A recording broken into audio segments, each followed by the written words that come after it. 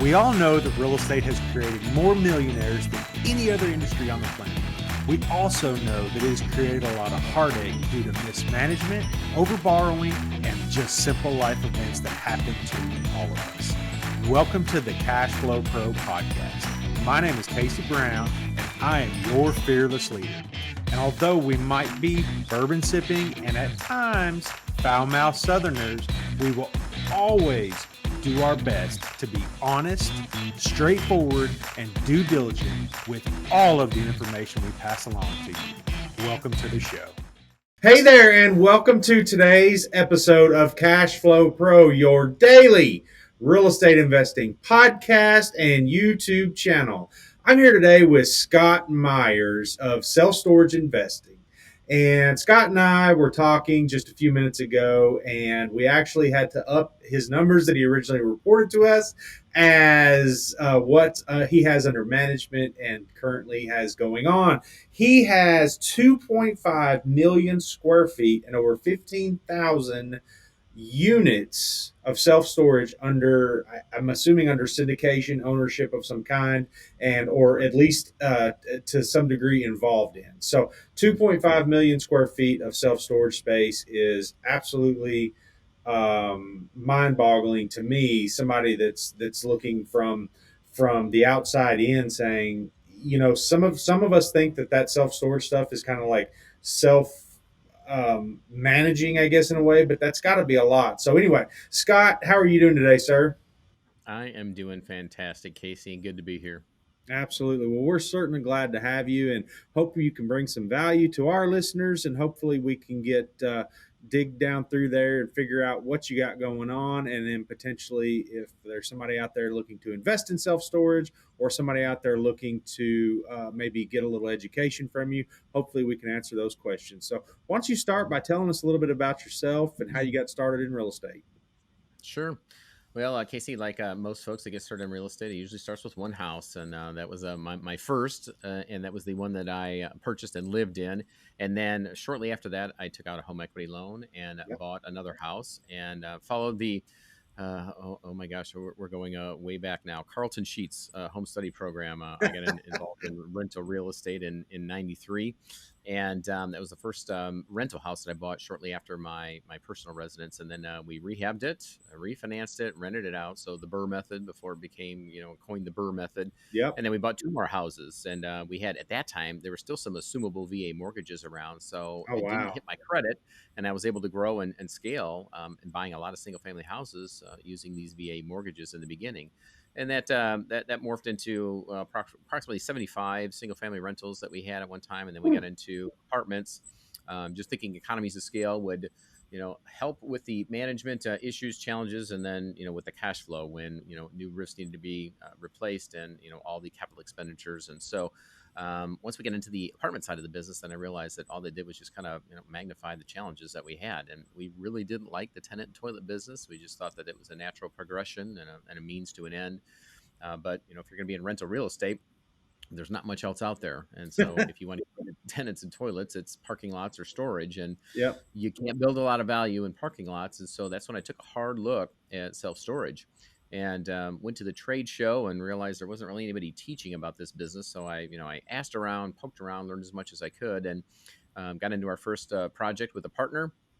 Did extremely well and saw the light in the industry, and the rest, as they say, is history. I sold off all my apartments and all the houses, and then moved forward without a partner for several years, buying several facilities until we recognized that you run out of cash at some point, right, Casey? Yep. Which Yep. you realize, and we all do. And at that point, we need to bring on some partners, and some folks that want to be partners with us, and have a little bit of money. And so that's when we got really good at syndicating, and the business took off. After that, we had a very robust pipeline, and we're developing properties and have been developing properties for a number of years. Still acquire. We do conversions and a lot of joint ventures, syndication, and really all things in between. The only thing we don't do is wholesale out. We do some joint ventures, but we usually don't give up anything that we find. And Sure. we have a lot of folks that bring deals to us just because we have an education business as well. We've been teaching people about the business for a number of years too, and that brings us opportunities and deal flow. So Sure. yeah, Sure. if you type in Scott Myers and Google Scott Myers and self storage, you'll see that we got a lot of stuff going on out there in the marketplace right now. Absolutely. Now, I want to, before I always get something, and a lot of times my listeners or people on YouTube watching will see me go like this, like I want to ask a question, but Hmm. I always want to wait and be mindful of to finish what you're saying. But you Hmm. mentioned the word conversions. Now, Yeah. I know that self storage, um, uh, basically everything that we look at and see is new builds and so on. But we dive into conversions there just a little bit and what that looks like. Yeah, Casey, that's probably our not probably, it is. It's our favorite strategy, and that's because you build value. We're nothing but value add investors, and I think most investors are. And so the most value you build in self storage is when you start with a piece of dirt, and then you build a facility from the ground up, and then you put a building on that dirt, and then you put an income stream on it. Problem is, it takes maybe a year or more to get entitlement, a year to build it, and then 2 3 years before it begins to cash flow. Sure. Well, with a conversion project, we really get to circumvent a lot of that upfront work. Zoning is already in place, or else it's a variance. It's a vacant building, so the shell is built. Even if we had to replace a roof, put a new elevator in it, and new lighting, and then you do the conversions of walls and doors, we're talking in and out in 8 or 9 months from that standpoint. So we cut down the development process significantly, and then also we're typically buying these things on the cheap. They're out of service, out of commission, Walmarts or grocery stores or some other type of industrial buildings, you name it. And so we get to buy it for less than we could actually build, that portion of the building for. So we get it for, call it pennies on the dollar, but less than it would cost to construct it. We convert it and get it to market a little bit faster than, quite a bit faster than if we were to build it from the ground up. So for those reasons, that's why we love conversions. That's my favorite model, and plus it's fun. I'm a junker. I don't know about you, but I like to find stuff and Yeah. repurpose it and be able to put it back out there as a different asset class and rent it out. So we like that. And so it creates. I'm assuming it creates like a air conditioned, heated, or a climate controlled type scenario, all indoors. Correct. Correct. Yep. Yep. All temperature controlled. We set them between 55 and 85. And so hopefully we got a good heating and air system. If not, then we just build that into the budget. And then by the time we're done, even if it started as an ugly building, what we end up with is a Class A climate controlled self storage facility. And do you go up with the roof line? I'm assuming. We don't, but what we have the ability to do is to put a mezzanine in. So some of these warehouses that are 25, 30 foot clear, we can put a mezzanine in there, build that out, put an elevator in, and now we've just doubled the square footage if it was just a tall warehouse that Yeah, was yeah, considered yeah, yeah. single So you're story basically before. getting two floors and Correct. Hmm. wow, okay, and that's interesting because I guess a lot of times when I see self storage, so you're talking like they come out class A, so they might go Hmm. in a class C warehouse type structure, come Hmm. out a Hmm. class A self storage structure, and then you can almost bet that if they're an old Walmart or an old store like that, that the location is probably fairly well already Yep, you're researched and so on. 100% correct. Yep, a lot of our, not necessarily, customers don't drive by and say, "Hey, I think I need some storage," and stop in, like a Yeah, store. But when they need it and they look on their phone, or if they happen to look on their laptop and then they recognize where it's at, it's in their path of travel. It is close to the residence. It's close yeah, to the neighborhoods, and so yeah, people don't want to travel usually more than a couple of miles to get to their stuff. And so if we're in the middle of the residential neighborhoods, we do our feasibility studies and look at the saturation and the density of storage and do our homework first. But yeah, typically these are what we call infill locations where there used to be a grocery store and everything's built out, which means that most everything has already been approved for storage and nothing else is at this point, or they can build. But if we can convert a building, then we may be able to add storage into a market that is undersaturated or in need of more storage, high demand. sure, sure, man, that's great. I mean, that's Mhm. that's one of those things that you just I guess it's kind of a deal by deal scenario where some deals are really really really good and some deals are like anything else. I guess they're marginal. Maybe they want too much. Maybe the Mhm. location's not the greatest. Maybe it's located in an industrial park and it's just not going to work Mhm. for self storage. But that's Mhm. that's pretty interesting. So Mhm. one of the things that I think has really been getting big in the self storage business is the self service, I guess if you will. Like Mhm. like Yeah. you walk up you walk up to a kiosk kind of scenario and you put your card in and then anyway it assigns you. Is any of that kind of coming Mhm. around or do you all have manned facilities? Yeah. Yeah, we've got a little bit of both, and that transaction, Casey, is a very low labor intensive transaction. It doesn't require a lot. It's not a lot more difficult or more steps than going and renting at a Redbox, video rental. Yeah, yeah, People are still renting those. Just about everything's streamed now, but you get the idea. We've had ATMs and that type of self service at grocery stores and ATMs and in multiple areas of our society and economy for years now, and self storage is really no different. So that when somebody does need a unit, yeah, they're going to find it on their phone. And many times, they can drive over to our site. They can complete the transaction. Even if the office is open and there's somebody at the desk, we have the ability for them to be able to complete the transaction and to be able to rent a unit on their phone, and then given a gate code as well as a code to the lock that is already located on the unit in the back. So we do have manned and unmanned facilities, and there's a place for both.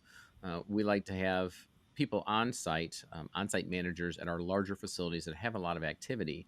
And if they do, and it's a larger facility, then we want to have U-Haul rentals, and we want to have these other ancillary income streams, selling okay, locks, boxes, and moving supplies, and having a, kind of a retail shop, having eBay services and pack and ship services. There's a number of different ancillary income streams that we can have within that self storage facility that requires, a couple of hours, a few minutes a day, a couple hours a week. To have a manager on site to be able to, boost the income of that facility, and sometimes offset completely, or at least a little bit, the manager's salary of being on site and helping customers. sure. Now, these ancillary income streams that you're talking about, and I heard you mention the word eBay, package Mm-hmm. ship, and things like that. Now, um, do you currently have something like that? Is that a model? Like how does Mm-hmm. that fit in? Because obviously you've probably got bay doors where some of those trucks will Mm-hmm. get loaded and so on and so forth. But how that just almost seems like it's kind of getting outside of the thought process of selling locks and keys and Mm-hmm. and dollies and blankets and that kind of stuff. Mm-hmm. Yeah, it is, to a degree. And so if our office hours are Monday through Saturday, and anywhere from 8:30 or 9 until 5 or so, it's really a service that is for the clients. I mean, we open it up and we advertise it on our website. It's open to the community. If somebody wants to sell stuff, they drop off a pile, we'll sell it for them, and we take a cut of that. It is a Interesting. certain fee and a percentage. There's a number of folks that are running Amazon drop ship businesses and eBay businesses Hmm. within the self storage facility. So, this is the least expensive warehousing space they can get, and you can't find any other smaller warehouses Something except that's for kind of self-storage. intermediary between renting a massive warehouse and storing it in Yep. your shed at home. 100%. Yep. So when the spouse says, "Get rid of this stuff," your business has outgrown our home, then it goes to self storage, and that's where we fit that need and that gap, fill that gap. And so what happens many times is their business takes off, and before they can hire somebody else, they got a lot of stuff that's waiting to be sold off. So we'll either sell it, or we can also pack it and ship it for a fee as well. And it takes up just a small area in our already, the office that is already built, and where we have, a retail location already built out with locks, boxes, and moving supplies. So, they merely move down the counter when they're done helping a customer, because there's no sense of urgency to get these out. I mean, at least not within that minute.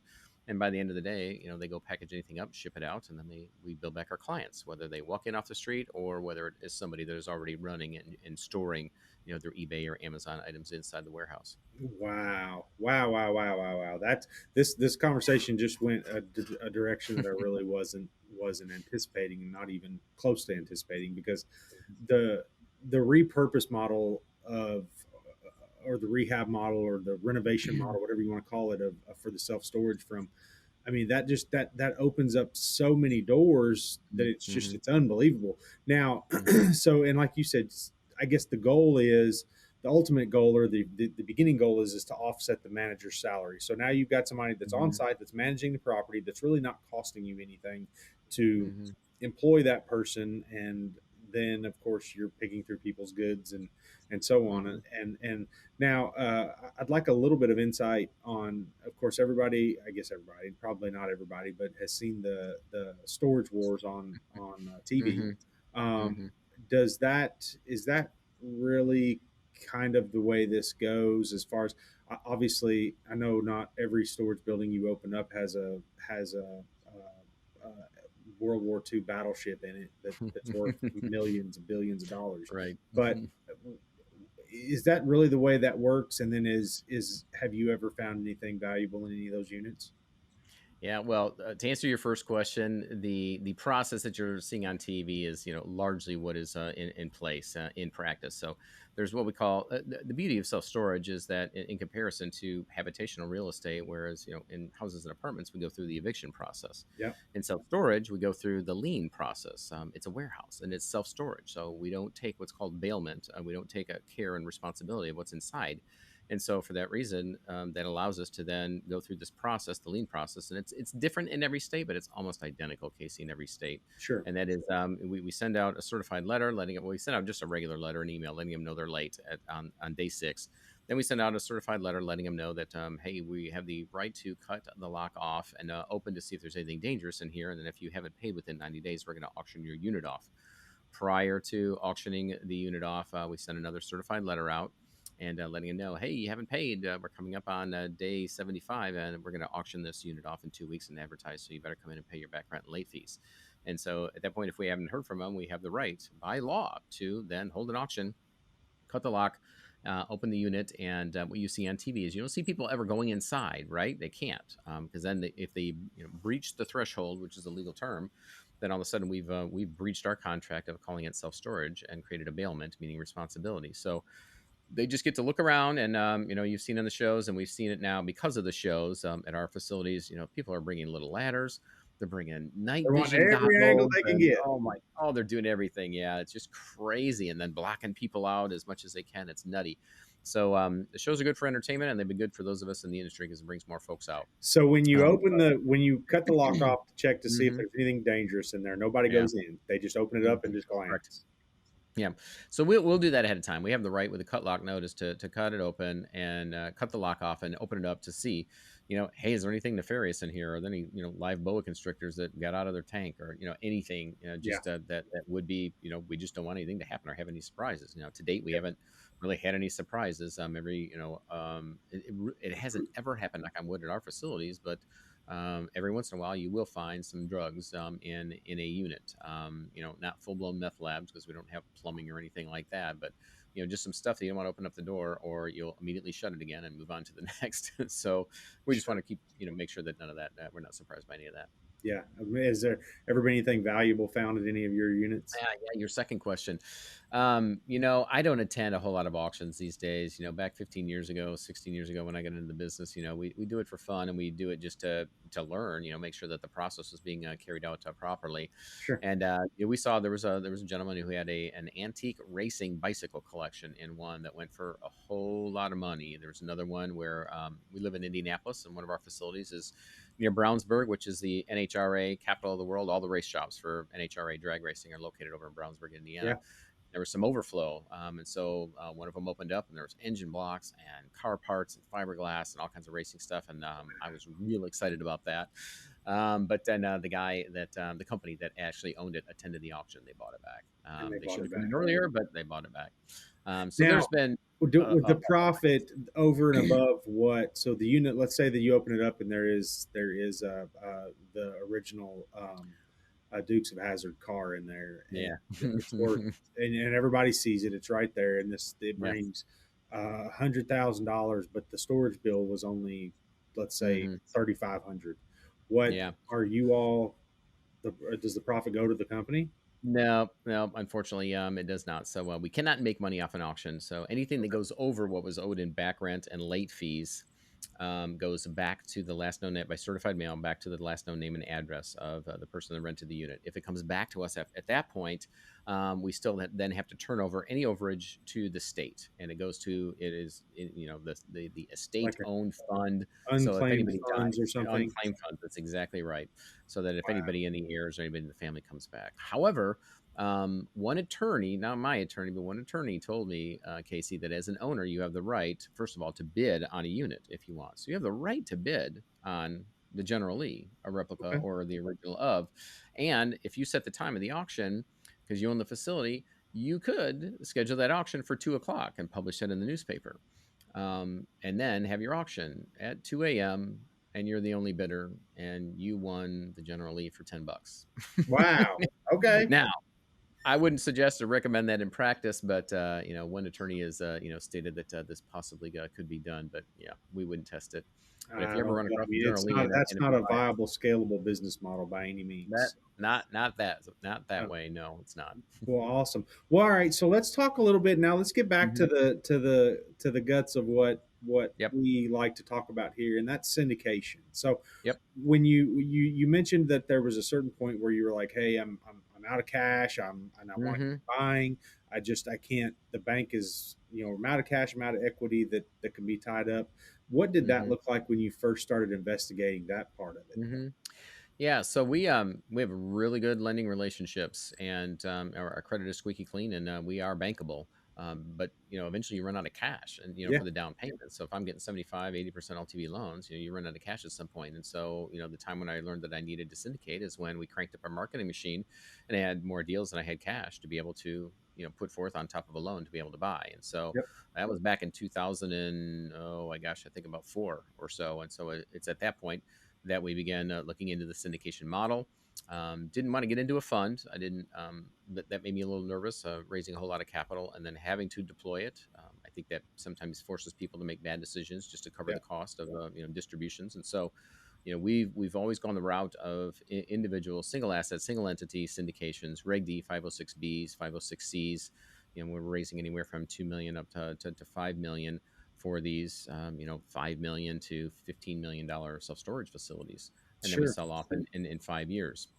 Preferred return on some, not on all, and offering an IRR that is, I'd say, competitive in the marketplace. But our goal has always been to be above what most others are offering in terms of our returns, because we want to raise the capital quick and move on to the next project and raise our capital all over again. So sure, sure. that's how we started, and it's how we got into and why we got into the syndicated side of the business. Did you start with a 506B the first time? That is correct. That is correct. We started The with a friends and 506B. We had family? a number, correct, friends and family. We did that for the first, probably, I'd say, two or three. And then we recognized that we can only go so far, even though we had a wide network with my education company. And we were writing articles for Inside Self Storage Magazine, and I was speaking for them. And so our name was out there. But we still didn't have what I felt was a deep enough list to be able to take down all the properties that we were finding and wanted to close on. So we went Sure. to 506C and then began as soon as we could with the Jobs Act, and began to send that out there so that we could, Now, grab a wider net of folks. how many self storage buildings? We've got what you currently own, but obviously Hmm. some have probably gone full cycle and been sold. And Correct. how many Hmm. how many deals would you say you've done since you started all of Yeah, this? I think we're approaching 50 now, in Wow, total, that we've purchased and exited, and some smaller ones in the beginning, anywhere from 1 million to 4 million or so. And then what we've been doing recently is about 3 to 4 times that. So larger development projects, buying some portfolios. We're buying selling a $20 million portfolio, selling another $44 million portfolio, and we've got others behind that. So the deals are getting the deals are I guess a little bit fewer, although about the same level, but much higher and more just common much sense deals higher in behind them price. now. Hmm. Yeah.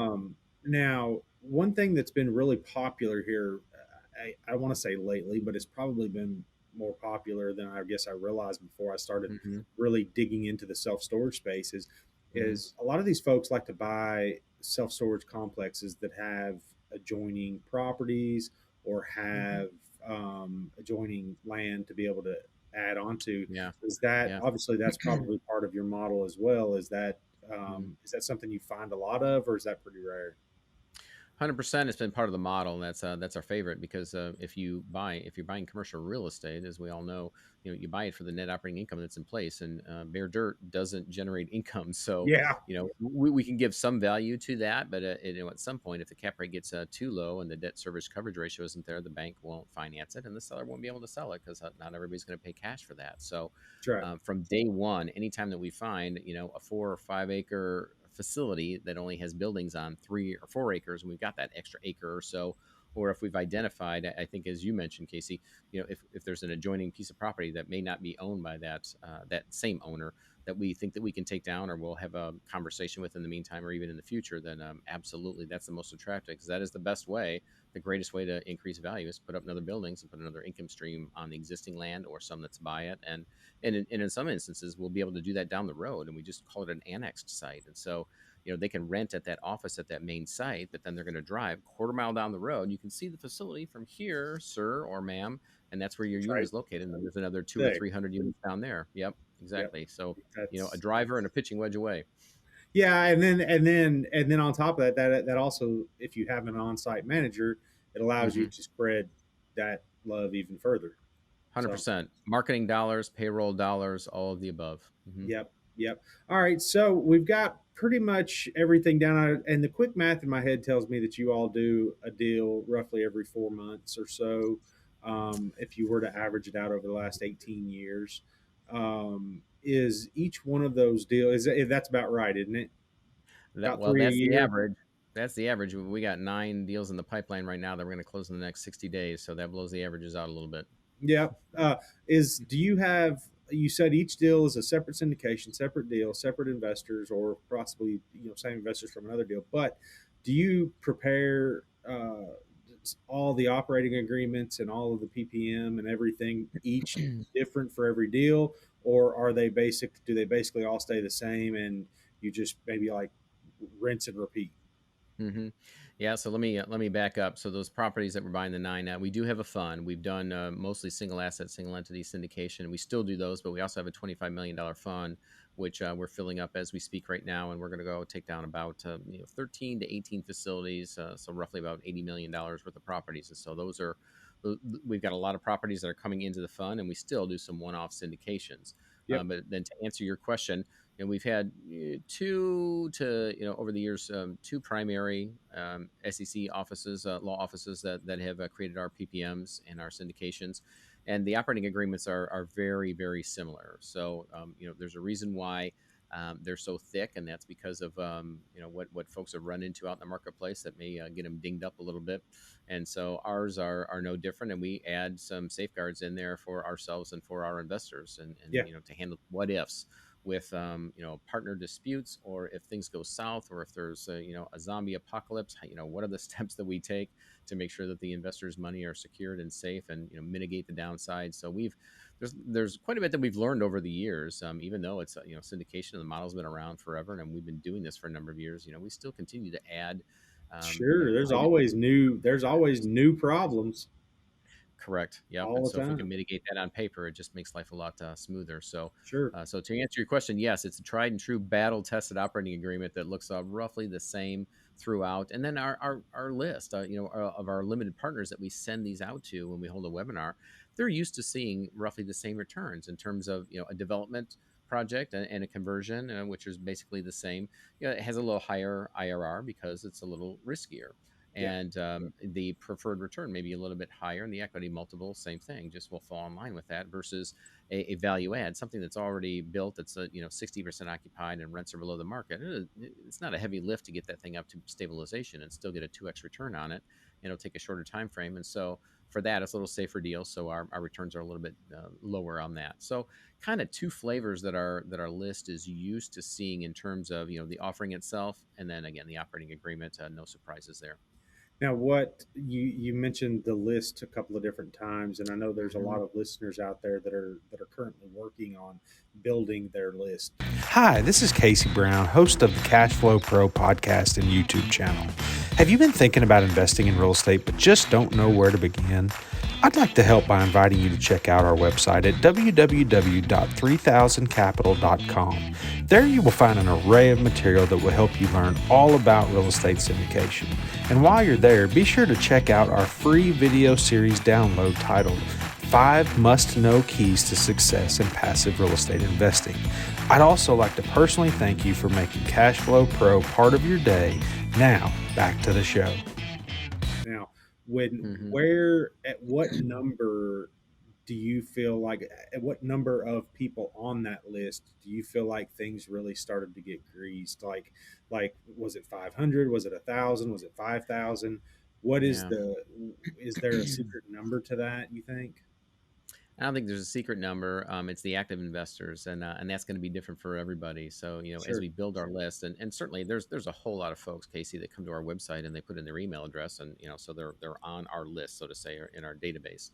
And they may attend a few webinars, or they'll grab our information, education information, and show up, but they never do anything.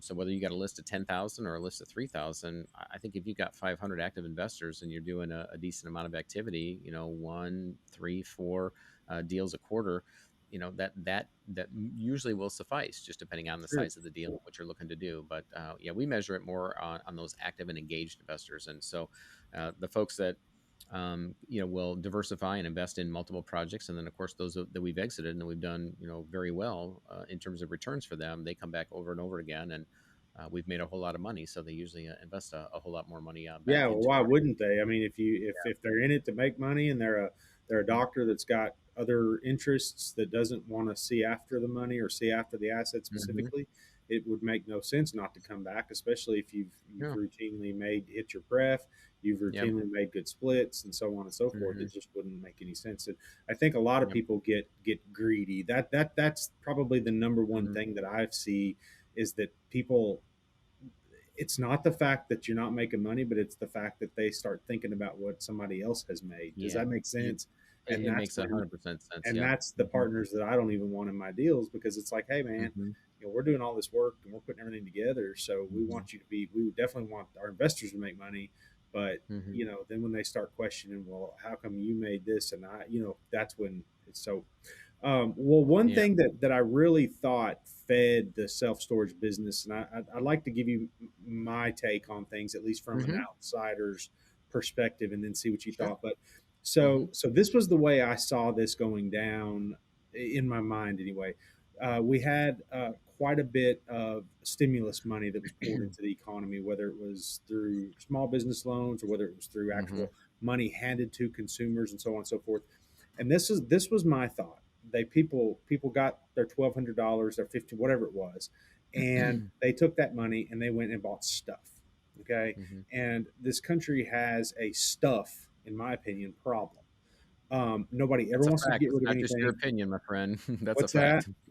I said Yeah, that's not just your opinion, my friend. That's a fact. yeah, and so, and the only place to put that said stuff and Mhm, is in a self storage building, and people, and myself included, or my wife included. Let me back up. Not mhm, myself, my mhm, wife included, has no problem paying. Let's see, it's 75 a month, so that's mhm, $850 a year. She has mhm, no problem, not even thinking about mhm, paying $850 for a year's worth of storage for goods that at most are worth mhm, 500.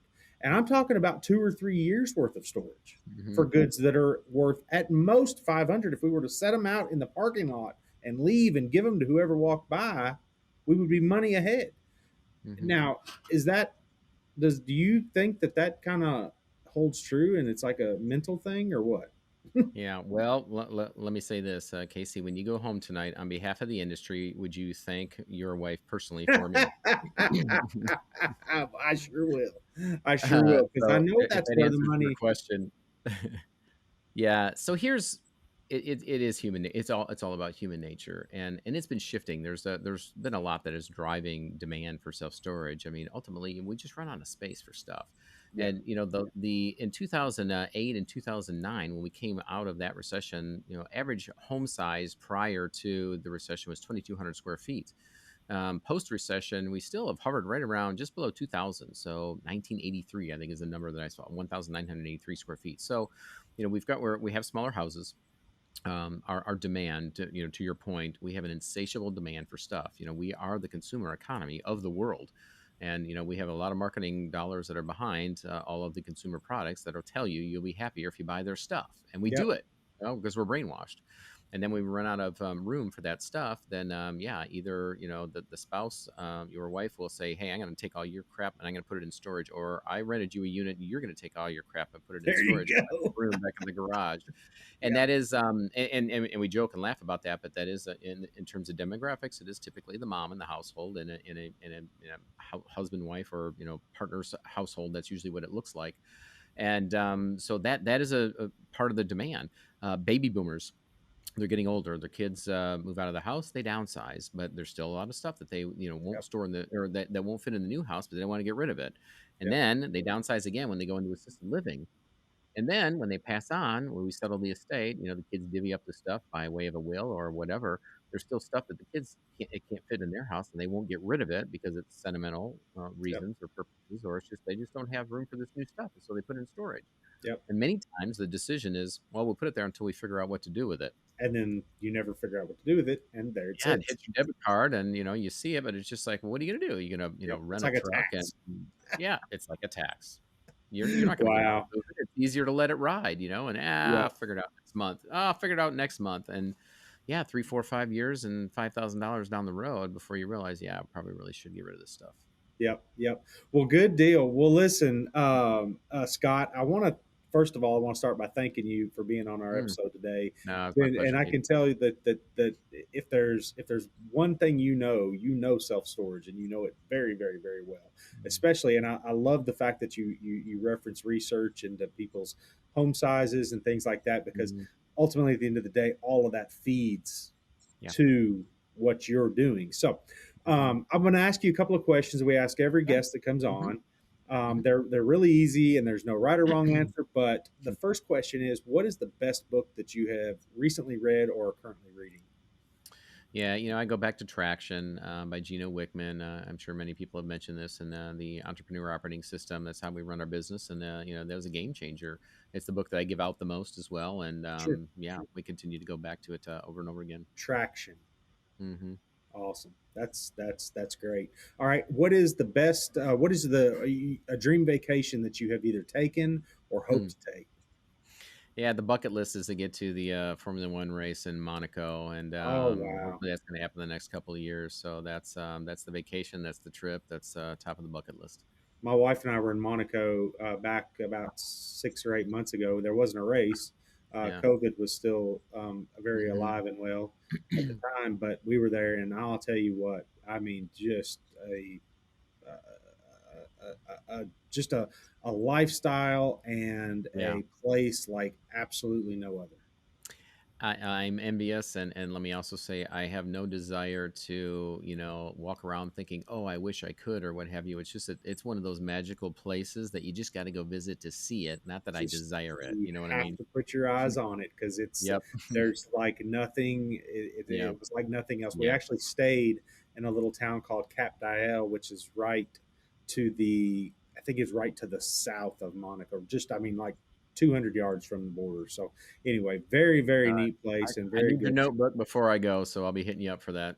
Absolutely, man. You call anytime, I'll be glad to help. So, real quick, I would like for you. I Mhm. know that you said you have this fund either launched or coming, and obviously you are the self storage guy, and we have your website as selfstorageinvesting.com. But if somebody Mhm. heard something they want to reach out to you and speak to Mhm. you with, or maybe hook up in one of your programs or something like that, what's the best way for Mhm. somebody to do that?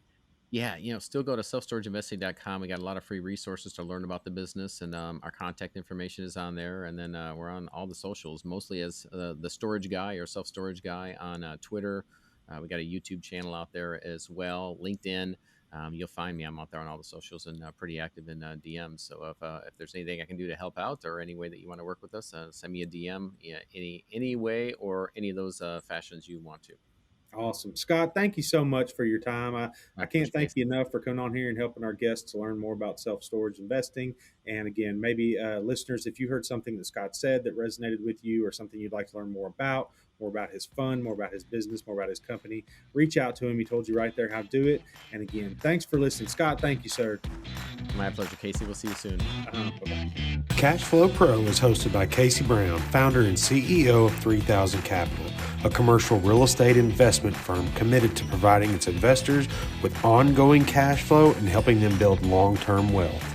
If you enjoyed today's podcast, make sure to hit that subscribe button so you'll be notified about all our future episodes. You can find more information about us and our investment philosophy by clicking the link in the show notes below. Thanks for listening.